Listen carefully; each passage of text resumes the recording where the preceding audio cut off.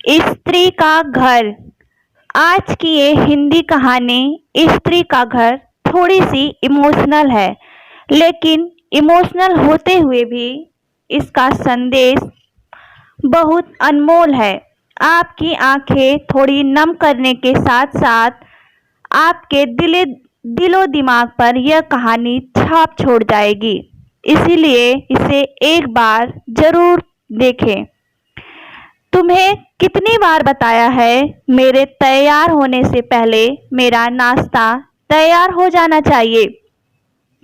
शादी के 25 सालों बाद भी मुझे क्यों बार बार एक ही बात बतानी पड़ती है? लता, तुम्हें क्या है? तुम तो आराम से घर पर रहोगी, मुझे काम पर जाना पड़ता है। तुम हो कि हमेशा बेवकूफ़ों की तरह मेरी बेवकूफ़ों जैसी हरकत करती रहती हो।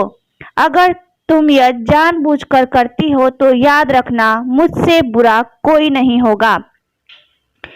आज भी प्रशांत का पारा चढ़ा हुआ था। इन कटु शब्दों में अपना गुस्सा उतारते हुए, गीला तौलिया कुर्सी पर फेंकते हुए प्रशांत गुस्से में लता की तरफ देखने लगा। लता के लिए प्रशांत का यह बेवजह का गुस्सा कोई नई बात नहीं थी। वह महीने में 3-4 बार ऐसे ही लता पर बरस पड़ता था। पहले पहले लता उसका विरोध किया करती थी, लेकिन जब कई सालों तक प्रशांत में कोई बदलाव नहीं दिखा तो लता ने खुद को ही बदल दिया। अब प्रशांत के कुछ भी कहने से लता को कोई फर्क नहीं पड़ता। प्रशांत की हर एक हरकत को चुपचाप सिर नीचे झुकाए सुन लेती थी। शादी के 5 साल तक लता ने पूरी कोशिश की थी कि प्रशांत को बदला जाए, लेकिन फालतू का गुस्सा और बाद में लता को भला बुरा कहना यह मानो जैसी उसकी आदत बन गई थी। कोई भी वाद विवाद होता तो प्रशांत सीधा लता को बोल देता, अगर मैं तुम्हें अच्छा नहीं लगता तो क्यों नहीं चली जाती अपने मायके? क्यों रहती हो मेरे साथ? इतना सब कुछ होने के बावजूद लता प्रशांत के साथ रहती थी, क्योंकि उसे अपनी बेटी की फिक्र थी और वह जाती भी तो कहाँ। अपने बूढ़े हो चुके माँ बाप को इस उम्र में परेशान करना वह नहीं चाहती थी। समाज और लोग क्या कहेंगे यह भी तो उसे ही देखना था।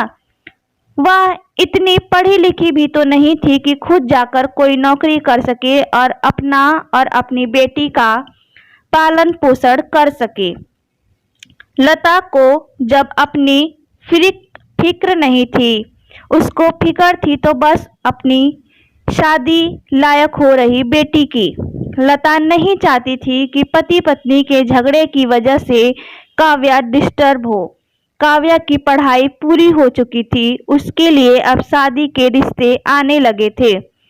कई रिश्तों को काव्या ठुकरा चुकी थी। 2-3 महीने बाद एक अच्छा रिश्ता आया। रिश्तेदारों और पहचान के लोगों ने भी लड़के के बहुत गुणगान किए।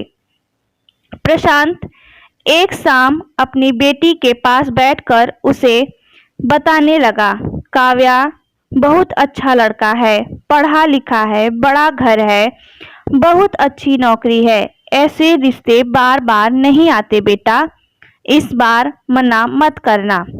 काव्या अपने पिता से ज्यादा बात नहीं करती थी। शायद डरती थी या शायद नफरत करती थी, लेकिन आज वो अपनी पूरी हिम्मत इकट्ठा कर बोली, मुझे अभी शादी नहीं करना है पापा, मैं नौकरी करना चाहती हूँ, खुद अपने पैरों पर खड़ी होना चाहती हूँ। हाँ तो मैंने उसमें क्या बड़ी बात है? मैंने लड़के से बात की है, वह तुम्हें किसी बात के लिए नहीं रोकेगा। तुम शादी के बाद भी नौकरी कर सकती हो, वह तुम्हें नौकरी के लिए परमिशन दे देगा। प्रशांत ने बोला, मेरा नौकरी करना या ना करना उसकी परमिशन पर क्यों डिपेंड करेगा पापा? काव्या ने पूछा। मैं कह रहा हूं ना तुम्हें, किसी भी चीज की कमी नहीं होगी वहां। ऐसे रिश्ते बार बार नहीं आते, इसे ठुकराओ मत। बहुत खुश रहोगी तुम वहाँ, प्रशांत बोला। पापा, क्या मैं उतनी ही खुश रहूंगी जितनी मम्मी इस घर में खुश हैं? काव्या ने तंज कसते हुए कहा। आज तुम्हारी जबान कुछ ज्यादा नहीं चल रही है, प्रशांत गुस्से में आंखें बड़ी करते हुए बोला। पापा, मुझे शादी ही नहीं करनी है, क्योंकि शादी के बाद अगर वह लड़का आपके जैसा निकला तो मैं क्या करूंगी? मुझे आपके जैसा जीवन साथी नहीं चाहिए जो बिना बात के मुझ पर हमेशा चिल्लाए। मुझे कुछ भी अपनी पसंद का लेना हो तो 10 बार सोचना पड़े, कहीं वह नाराज ना हो जाए। मेरी तबीयत कैसी भी हो उसे परवाह ना हो। रोटी थोड़ी सी मोटी बन जाए तो घर सर पर उठा ले। उसकी चेक बुक ना मिले तो भी मेरा ही दोष निकाले और हर छोटी मोटी बात पर मुझे मायके जाने के लिए कहे। काव्या ने अपना दिल खाली करते हुए पापा से सब कह दिया। प्रशांत गुस्से में 7वें आसमान पर था, लेकिन उसके मुंह में एक भी शब्द नहीं फूट रहा था। वो काव्या की बातें सुन रहा था। काव्या उतना ही बोलकर चुप नहीं हुई। आज पहली बार वह अपने पापा के सामने इतनी बोल रही थी।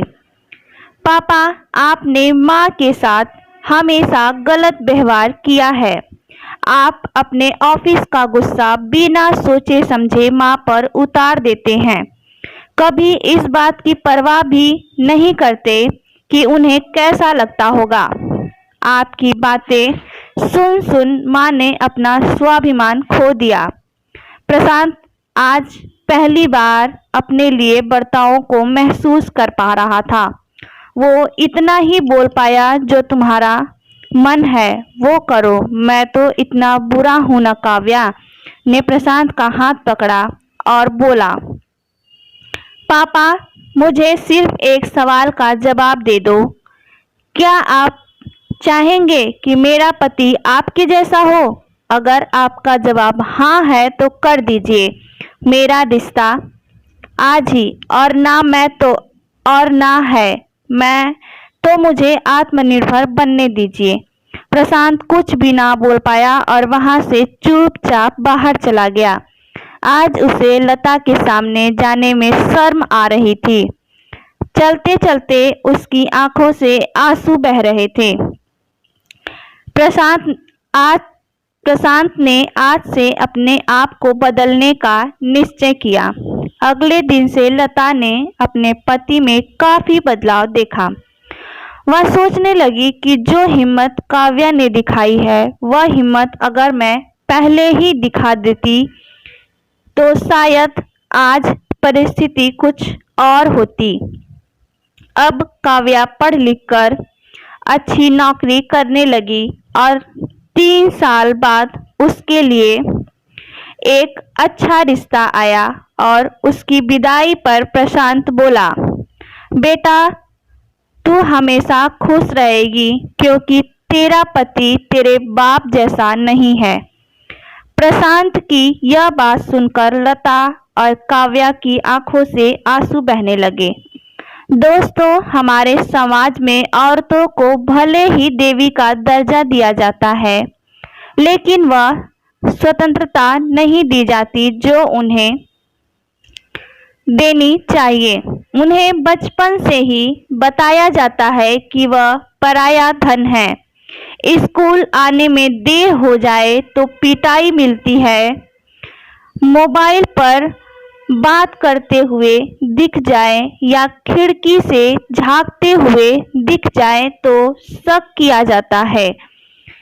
माँ बाप का घर तुम्हारा नहीं है, पति का घर ही तुम्हारा घर है। जीवन भर यह बातें बता कर उन्हें ससुराल भेज दिया जाता है और एक दिन किसी छोटे मोटे झगड़े में ससुराल वालों से उन्हें सुनना पड़ता है कि इस घर को छोड़ दो और मायके चली जाओ। अब आप ही बताओ दोस्तों, ऐसी स्त्रियों का सच्चा घर कौन सा होता है? आखिरकार वह किस घर को अपना घर कहें? हमेशा की तरह पूरी कहानी पढ़ने के लिए आपका तहे दिल से धन्यवाद। दोस्तों, ये इमोशनल स्टोरी आपको कैसी लगी है, कृपया कमेंट के माध्यम से ज़रूर बताइएगा। अगर आपको ये वीडियो अच्छी लगी हो तो कृपया वीडियो को लाइक करें। चैनल पे नए हैं तो चैनल को सब्सक्राइब करना बिल्कुल ना भूलें। तहे दिल से आपका धन्यवाद।